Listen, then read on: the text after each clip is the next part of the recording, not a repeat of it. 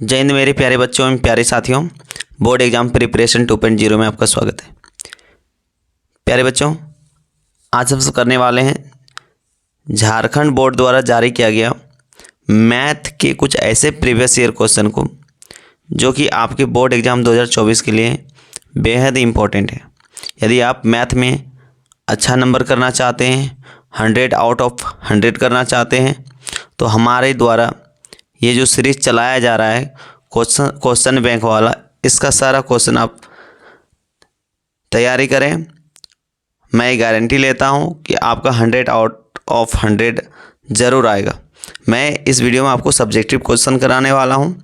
Objective का भी series में लेकर के आऊँ, पहले सब्जेक्टिव करा लेता हूँ उसके बाद। तो चलते हैं, वीडियो को पूर्ण रूप से वॉच कीजिएगा, स्किप नहीं कीजिएगा। ज़रा सा भी क्वेश्चन स्किप होगा तो शायद समझ में ना आवे, तो वीडियो को पूरा वॉच कीजिए। सरल तरीक़ा से आपको समझाने वाला हूँ। तो चलते हैं, आज का पहला प्रश्न स्टार्ट करते हैं। आज का पहला प्रश्न है कि 306 और 567 का एचसीएफ 9 दे रखा है और आपसे पूछा गया है कि एलसीएम ज्ञात करें किसका, उन्हीं दो नंबर का जिसका एचसीएफ दे रखा है। तो देखिए, यहाँ पे आपको एक फार्मूला पता होगा। क्या पता है कि दो नंबर का जो गुणनफल होता है, यानी मान लीजिए कि एक नंबर ए है और एक नंबर क्या है, बी है, तो दो नंबर का गुणनफल जो होता है वो हमेशा क्या होता है, उसके एलसीएम, इनके एलसीएम उन दो नंबर ए और बी का, और एचसीएफ किसका, एचसीएफ ए और बी का, इसके गुणनफल के बराबर होता है। ये आपको फार्मूला याद रखना है कि दो नंबर का जो गुणनफल होता है उसके एलसीएम और एचसीएफ के गुणनफल के बराबर होता है। ठीक है, तो यहाँ से यदि आपको दो नंबर भी पता है और इसका एचसीएफ पता है तो आपको एलसीएम पता हो जाएगा। ठीक है, तो जब आप इसको बोर्ड एग्जाम में बनाएंगे तो आपको सबसे पहले क्या करना है, सबसे पहले लिखना है दिया है, जो दिया है पहले उसको लिखिए। तो सबसे पहले हम देख पा रहे हैं कि ये चीज़ हमको दे रखा है, दिया है एचसीएफ कितना 306 और 567 का 9 ये दे रखा है।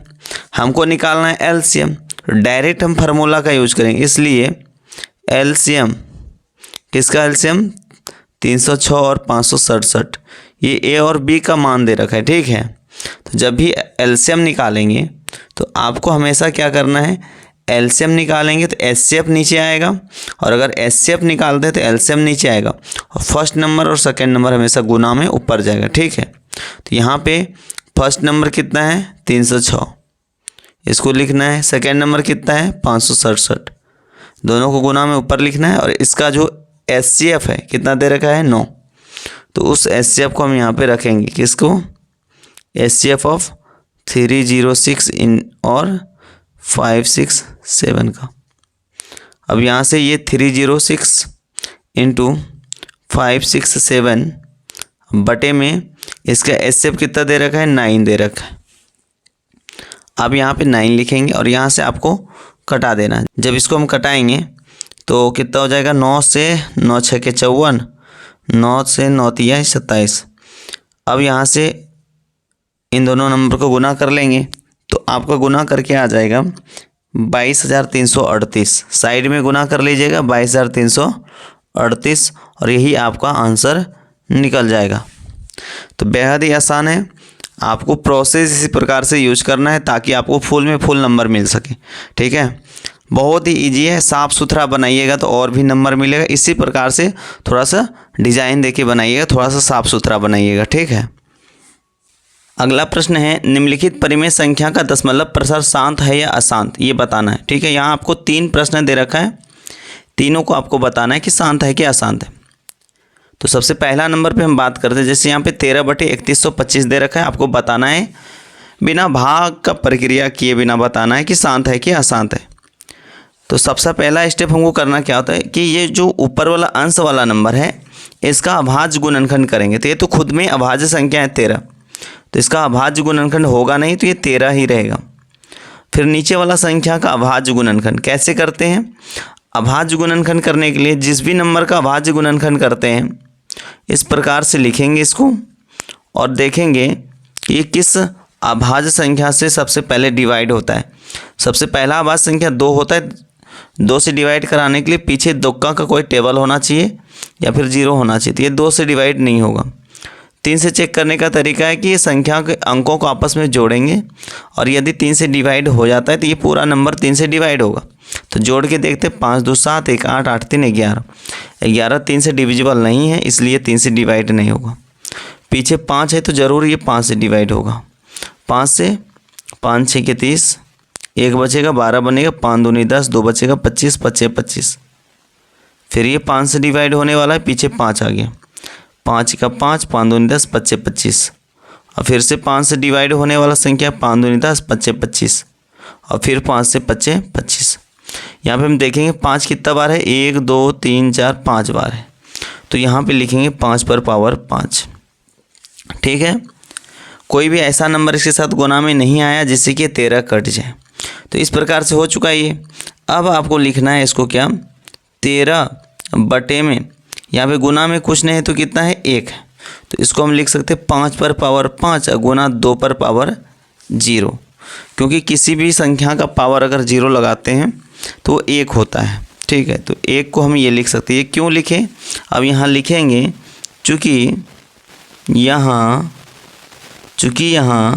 नीचे वाला संख्या को हम क्यू बोलते हैं, ऊपर वाला पी बोलते हैं, तो हम क्यू को देखते हैं। ठीक है, चूँकि यहाँ क्यू बराबर 5 पर पावर 5 इंटू 2 पर पावर 0 है, जो कि किस रूप में है, तो ये 5 पर पावर m इंटू 2 पर पावर n के रूप में है।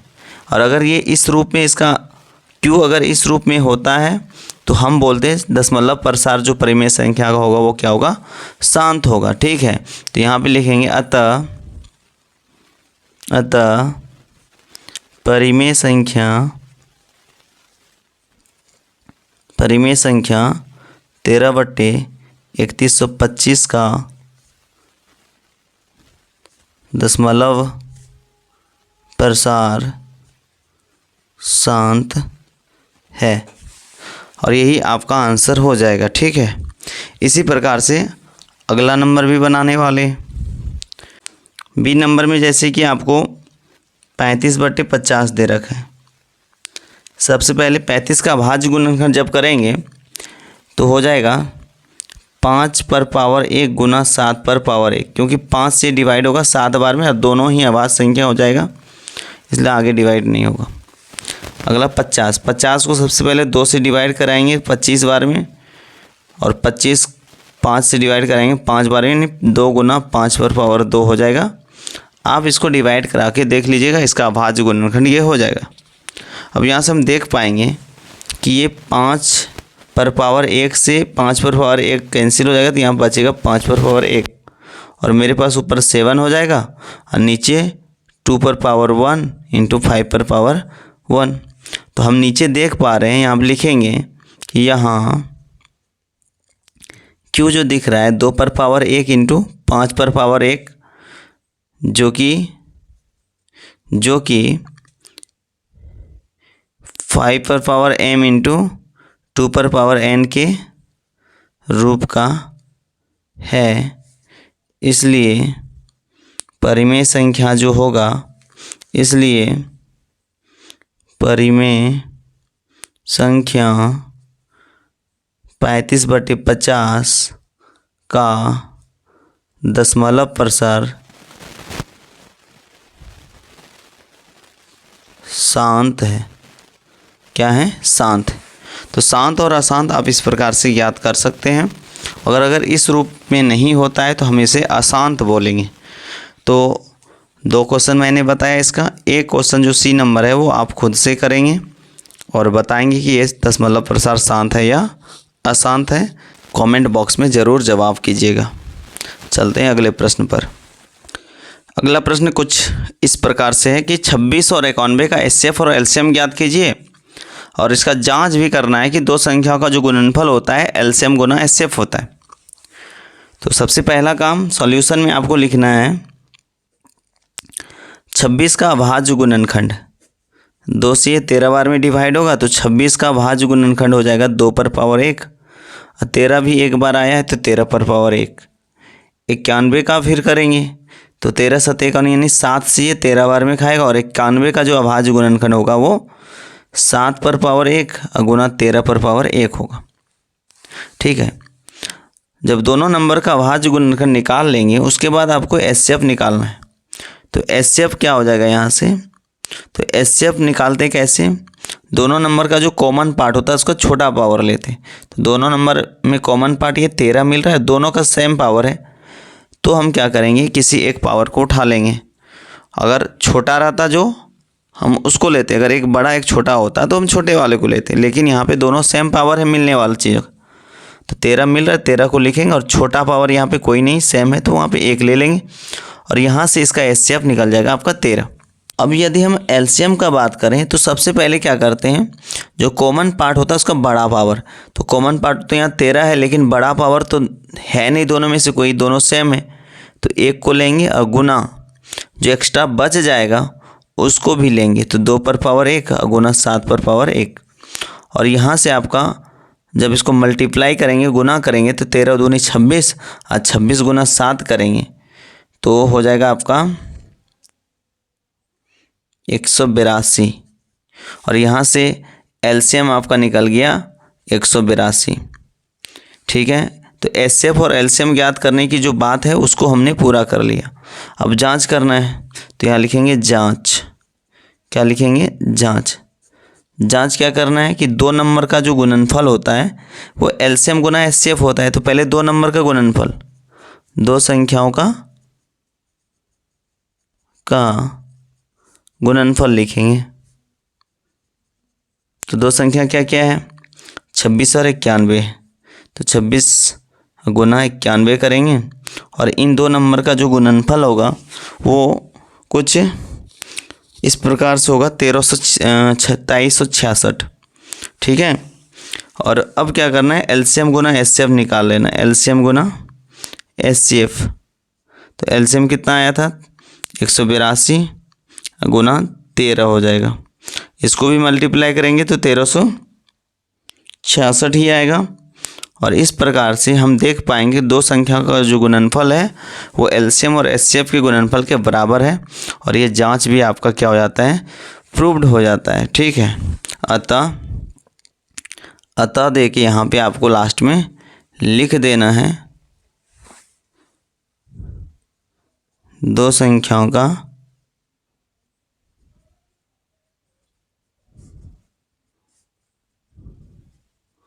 गुणनफल बराबर एलसीएम गुना एचसीएफ। ठीक है, जांच भी आपका पूरा हो गया। तो इस प्रकार से आप क्वेश्चन को बनाएंगे तो आपको फुल में फुल नंबर मिलने वाला होगा। ठीक है, तो आज का क्लास जो यहीं पे समाप्त करते हैं, क्योंकि वीडियो ज़्यादा लंबा हो जाएगा तो अपलोड करने में थोड़ा हमको दिक्कत हो जाएगा, क्योंकि डाटा मेरे पास ज़्यादा होता नहीं है और साथ ही साथ नेटवर्क प्रॉब्लम होता है गांव एरिया में, अपलोड होने में बहुत ही ज़्यादा समय लगता है। लेकिन एक वीडियो में इस चैप्टर को पूरा समाप्त कर दूंगा, यानी 2 वीडियो में पूरा एक चैप्टर समाप्त। और इस प्रकार से मैं धीरे धीरे करके पूरा एग्ज़ाम आते आते सारे चैप्टर को क्लियर करवा दूंगा। तो यदि आप बोर्ड एग्ज़ाम 2024 की तैयारी कर रहे हैं या फिर आगामी 2025 का भी करने वाले हैं तो भी आप इस वीडियो को देख सकते हैं। तो वीडियो में बने रहने के लिए धन्यवाद। जय हिंद, जय भारत।